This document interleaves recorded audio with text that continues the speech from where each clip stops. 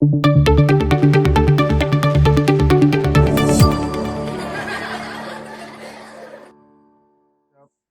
to the second annual Fatherhood Unity Month. And my special guest is Mr. DJ Johnson, the motivator, as I shared with everybody. Anytime you want to be motivated, all you got to do is go to his IG. It's going to be something there for you. And, you know, here we are. And DJ, welcome. Welcome, brother. Let me know if the background noise is a lot or if it's okay. Let me know. Okay. Thank you for having me, though. I appreciate it. No, man, I had to, right? I've been watching again, as share with you. I admire watching fathers do their thing. And so fatherhood unity month, three things we really want to get out of it is, really the fatherhood, fathers sharing their story, right? More importantly, how fatherhood impacts family, and really fatherhood solutions. That's that. Give three solutions that families who are watching, families who will see, three Mhm. solutions to make family better. I think first and foremost, dads have to recognize the power that they have. Not power in terms of like I'm the head of the household and Right, I control everything, but power in like you being present, you being intentional, you being loving. You don't even realize the impact that you're going to make on your child if you are all of those things. And so that's the type of power you hold. Like naturally we have power because we are men, and that's what comes with that. But for us not to abuse that and be intentional about how we interact with our kids and be with our kids and just be there for them.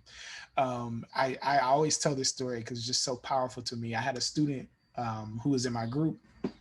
When students in group, you know how it is. Some of them like to act up. They don't really want to participate fully. And so we finished the group, and that was that. So I ended up seeing him a couple months later, maybe the next semester, and he's in discipline.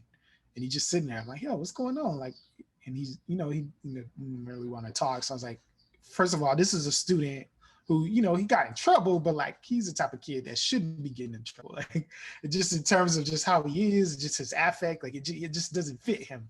And so I was like, you know what, let's just talk. Like I had an urge to, bring him in my office and let's just talk. So I'm talking to him and I'm just prying, like, man, what's going on? Like, why are you? I think he got caught up with some friends who were smoking weed or whatever it was. So I'm like, yo, what's going on? Like, you at school? Like, you doing it? Like, this doesn't seem like you. And what ultimately came out was his dad is in the home, but he doesn't have a relationship enough with him. And that was breaking the kid apart. And I was like, whoa, like to the point where my man was almost in tears telling me this about that his dad is there, but he's not there. And so, dads, yes, you have that power, right? Strength, whatever you want to call it, right, but you have a real power yeah, that can help you influence and change the course of this world, right, not just the nation, like the right, world, by how we can be mostly present, mostly intentional, mostly loving to our kids, boy or girl, other, whatever it is, right, like we are powerful. So that's the first thing. The second thing is um, we really have to understand the power of relationship. Like I feel like, I don't know about you, Calvin, like I feel like in the Black community, we really have this thing about not being friends with our kids. I've heard that so many times. I'm like, yes, I get it. We're not going to be our kids' best friends. And some will argue I want to be. But we really need to establish a relationship with our kids to the point where they're 4 or 5 now, and that relationship looks one way. They're in middle school, they're in high school, that relationship looks another way. That when they are an adult, they're not trying to move all the way across the country because you done got on their nerves and y'all relationship ain't tight.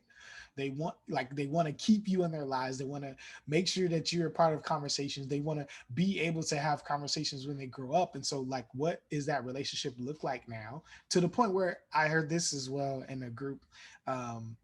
One of my friends who helps me with the parent groups, she was sharing about her niece who just learned how to drive. And so her niece got into an accident and called my friend, her auntie, first didn't call her parents. Her parents found out, got upset, started yelling, whatever it was. And but later, the mom was like, "Wait a minute, wait a minute, wait a minute." She got into an accident. She could have been seriously hurt, and in that time, she didn't think to call me, call us.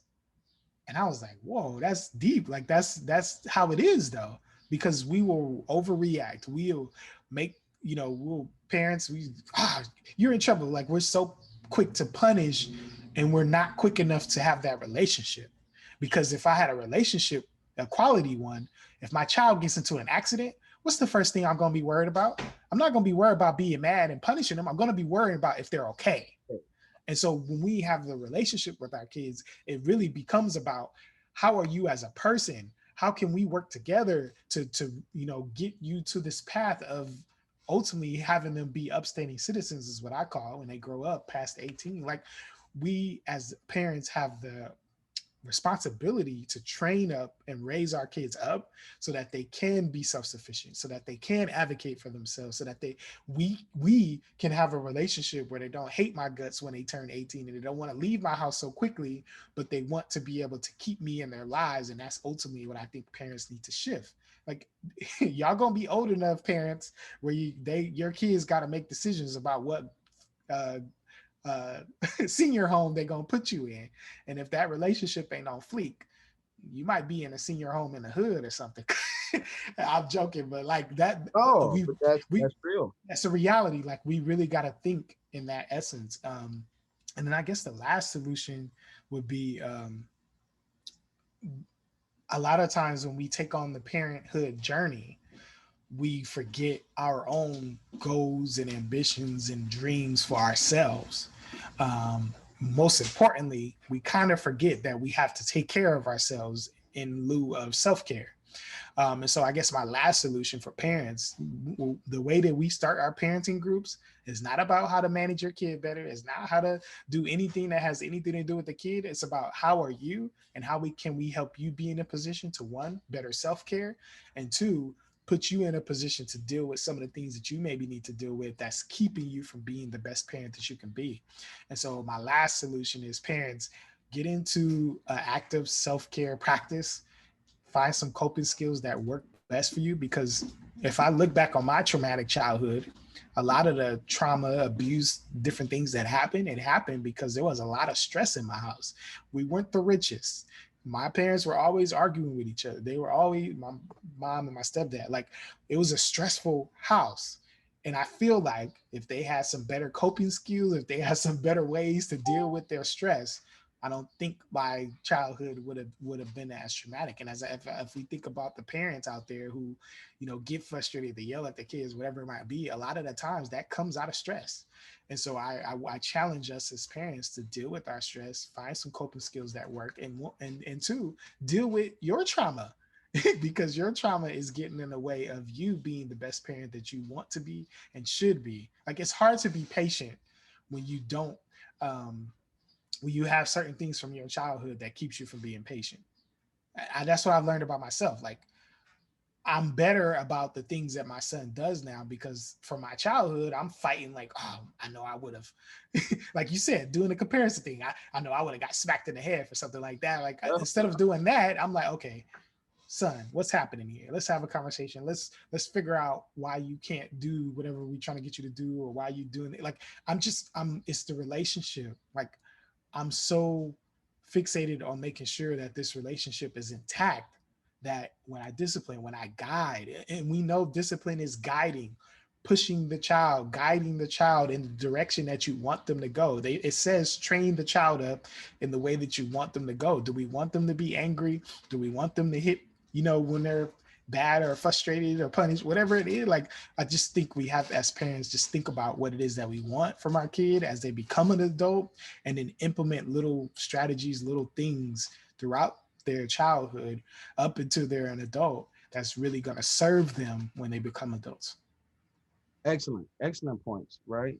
And the word train, Mm-hmm. get into the word train, right? It is an extension. Mm-hmm. It is to guide. Yep. is to transport. When you get into the word train and understanding how important it is, you have to be patient. You have to be kind. You Yep. have to be gentle, right? Sometimes you got to push, Bila. Then you got to challenge them. You Yep. got to see what they're made of. But Yep. that all comes from being involved, right? And parents on the same page, right? Because there are a lot of men that's in the house that they struggle with, having a voice, Yeah.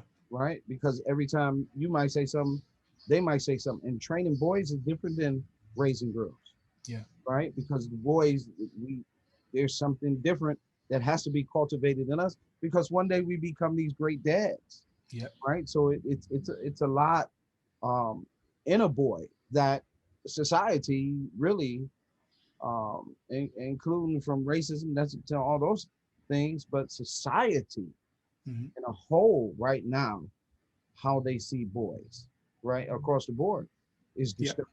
It's very disturbing. So, Yeah. with that being said, I mean, this has been awesome. One last Yes. question. One last question. What is that one thing that makes you a good father?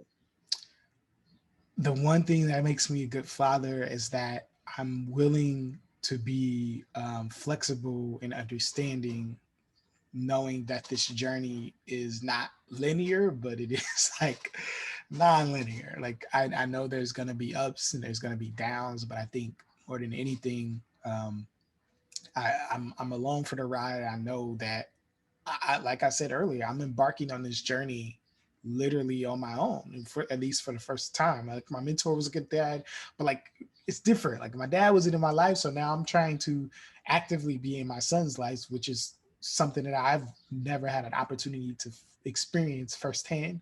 And so I'm literally paving the way, changing the narrative, so to speak. And I know that I have to be flexible and I have to be understanding, because it's frustrating at times, but ultimately, I've embarked on this journey and I'm in it for the long haul. Well, brother Dewan, DJ, you're winning. Yes, sir. You are winning, brother. Please tell everybody where they can reach you at and how they can get in contact with Yep, I information about myself, my journey on my website, djinspires.com. You can also hit me up on Instagram at djinspiresall, spelled exactly how it is. And you can message me, hit me up, let me know that you resonated with the message. I always love to connect with those who may have resonated with the message. But yeah, those are the ways that you can get in contact with me. you. Thank you. Thank